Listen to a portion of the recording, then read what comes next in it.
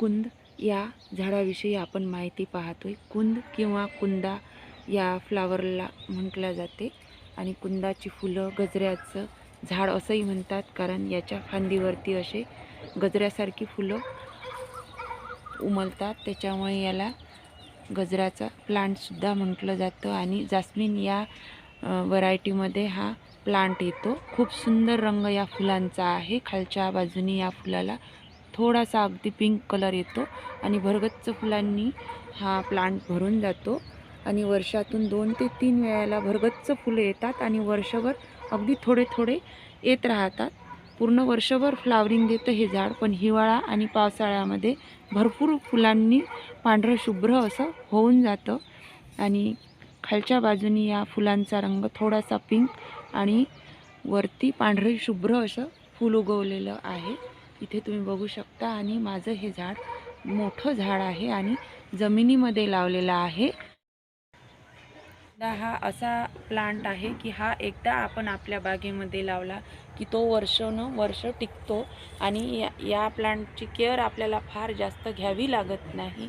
भरपूर दिवस हे झाड आपलं याची ग्रोथ छान होत राहते। इथे माझं हे जे झाड आहे हे 18 ते 19 वर्षांचं झाड आहे आणि याच्यावरती फुलांचा बहर निघून गेला की मी याच्या ज्या छोट्या छोट्या कटिंग्स असतात या कटिंग्स कट करून टाकते, त्याच्यामुळे याला परत बहर यायला सुरुवात होते आणि फुलं पण टपोरी येतात।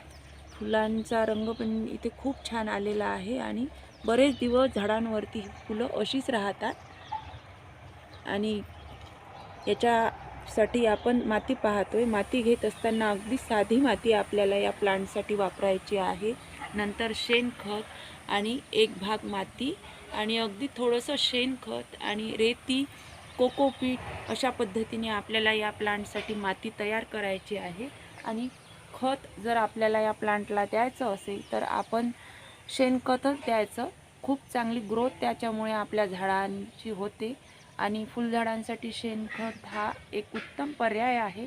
आणि लिक्विड फर्टिलायझरमध्ये आपण मी तरी माझ्या झाडाला गोमूत्राचा स्प्रे ही महिन्यातून एकदा करत असते। 1 लिटर पाण्यामध्ये अगदी 1 कप गोमूत्र आपल्याला पाण्यामध्ये मिक्स करायचं आहे आणि त्याचा स्प्रे या कुंदाच्या झाडावरती करायचा आहे। त्याच्यामुळे काय होते की याला आलेली फुलं ही गळून पडतात आणि याच्यामध्ये किडे व्हायला सुरुवात होते।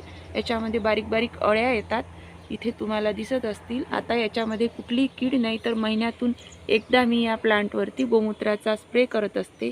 या प्लांटसाठी गोमूत्राचा स्प्रे हा एक उत्तम पर्याय आहे आणि गोमूत्र आपल्या सगळ्यांच्या घरी असते, त्याच्यामुळे आपल्यालाही करायला सोपं जातं आणि खूप छान ग्रोथ त्याच्यामुळे कुंदाच्या झाडांची होते आणि फार केअर आपल्याला या झाडाची घ्यावी लागत नाही। पण भरपूर सूर्यप्रकाश जिथे असेल तिथेच हे झाड लावायचं। दिवसभराची ऊन या झाडाला मिळाली की आपलं झाड मोठं होतं आणि पटापट आपल्याला 1 ते 1.5 किंवा 2 वर्षांमध्ये अगदी छोट्याशा झाडाला फुलं यायला सुरुवात होते।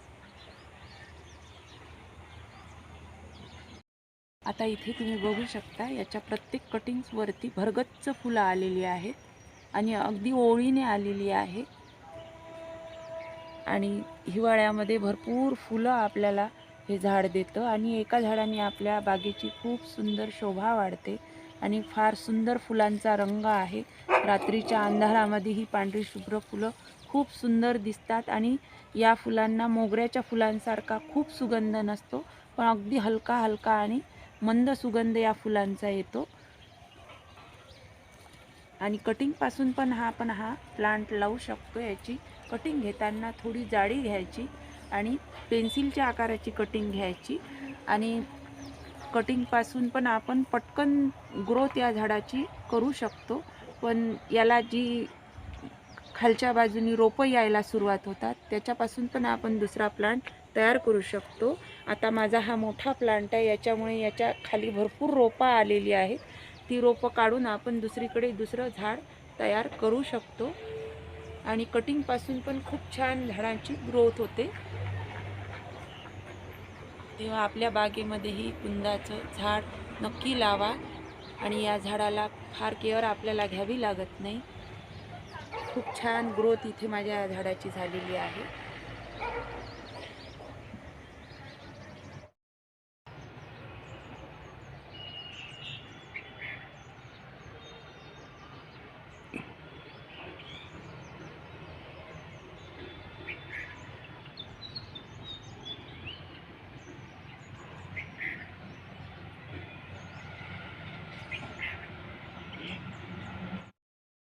कुंदाच्या झाडाचा आपण छान झुडपासारखं असं झुडूप पण करू शकतो किंवा याचा वेल पण आपण करू शकतो।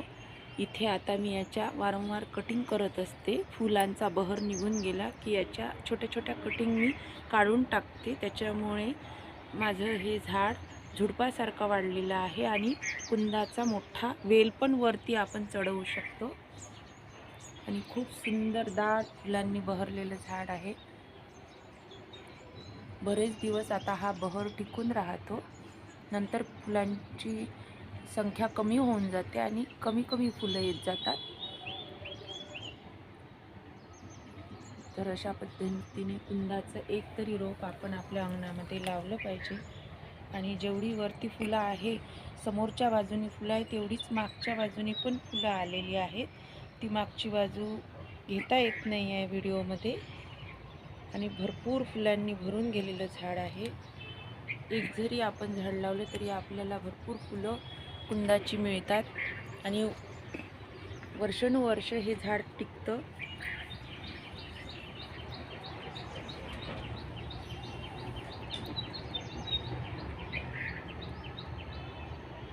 तेव्हा व्हिडिओ पाहिल्याबद्दल सगळ्यांचे खूप खूप धन्यवाद।